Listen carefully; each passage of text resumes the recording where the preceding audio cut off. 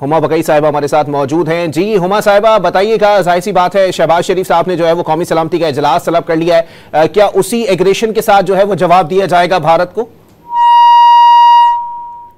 आपको अपडेट कर रहे हैं, वजीर आजम शहबाज शरीफ ने कौमी सलामती कमेटी का इजलास कल तलब कर लिया है। इजलास में भारतीय इकदाम के खातिर खा जवाब का फैसला किया जाएगा। इससे कबल आपको बताएं कि पहलगाम हमले के बाद भारत ने पाकिस्तान के साथ सिंध तास मुआहिदा मुअत्तल कर दिया है। भारत में मौजूद पाकिस्तानियों को 48 घंटे में मुल्क छोड़ने का हुक्म भी दे दिया गया है। इफ्तिखार चराई साहब हमारे साथ मौजूद हैं, उनसे बात करेंगे। इफ्तिखार चराई साहब, वजीर आजम ने कौमी सलामती काउंसिल का इजलास तलब कर लिया है।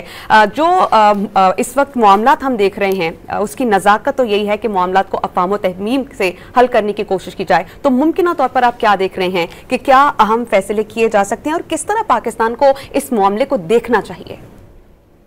बिल्कुल, कौमी सलामती कमेटी का इजलास बुनियादी तौर पर जिस वक्त मुल्क की सलामती को दरपेश खतरात हैं, गोया कि उसकी बुनियादी तौर पर एक असेसमेंट की जाएगी और फिर असेसमेंट के बाद जो मुमकिन तौर पर इकदाम हो सकते हैं उनके हवाले से तजावीज़ भी शुरका की जानिब से सामने आएंगी। तो यकीनी तौर पर क्योंकि इसकी इस कमेटी में पाकिस्तान की गोया के हुकूमत, जिसमें सियासी क़यादत गोया कि हम कह सकते हैं वज़ीर आज़म और उनकी काबीना के अहम अरकान मौजूद होते हैं, फिर हमारी अस्करी क़यादत, आर्मी चीफ और दीगर सर्विस चीफ भी इसका हिस्सा होते हैं। तो यकीनी तौर पर कल गोया कि हम कह सकते हैं कि अस्करी क़यादत और हुकूमत मिल बैठ के सारे मामले की असेसमेंट करेगी कि भारत की जानिब से जो इस वक्त इकदाम उठाया गया है वो कितना खतरनाक है पाकिस्तान के लिए और पाकिस्तान को इससे काउंटर करने के लिए क्या पॉसिबल ऑप्शन इख्तियार करने चाहिए।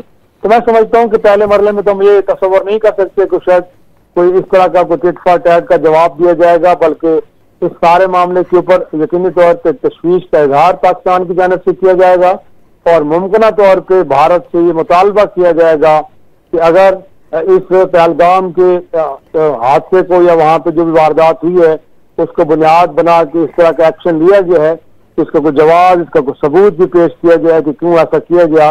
तो यकीनी तौर पे जो बताया गया कि सिंध तास मुआहिदा, जिसका किसी सूरत भी इससे कोई ताल्लुक नहीं है, एक आलमी मुआहिदा है और कोई भी मुल्क एकतरफा तौर पर इस मुआहिदे से ना तो बाहर निकल सकता है और ना इसको सस्पेंड कर सकता है।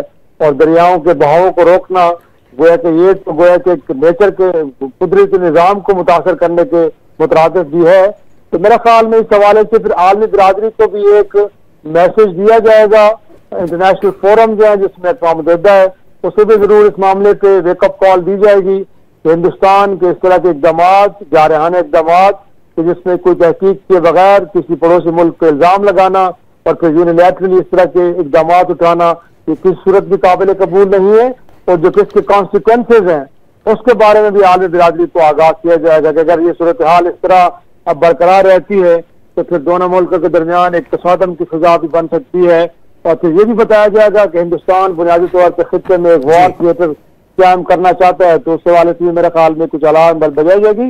तो बुनियादी तौर पर एक असेसमेंट होगी, उसके नतीजे में फिर हिंदुस्तान को और आलमी बिरादरी को मुखातिब करके कुछ मारूजात पाकिस्तान की जानिब से की जाएंगी। तो देखें उस पर कैसे कोई रिस्पॉन्ड किया जाता है।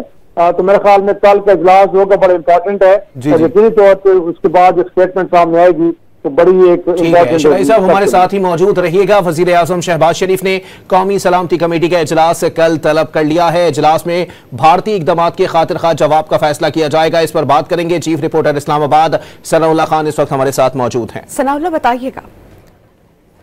देखिए, वजीर आजम जो आज तुर्की के दौरे से पहुंचे हैं उन्होंने एक हंगामी इजलास बुलाया और ये हंगामी इजलास सबसे थोड़ी देर कबल जब भारतीय हुकूमत की तरफ से जो उनकी कौमी सलामती के कमेटी के इजलास के बाद ऐलानात किए गए हैं उसके तनाजर में बनाया गया है। और इसमें आर्मी चीफ, इसके अलावा air chief, naval chief, chairman joint chief of staff committee, intelligence head, जिसके अलावा वफाकी वज़रा और दीगर अकाम शिरकत करेंगे। और इसके 2 इजलास के सेशन होंगे।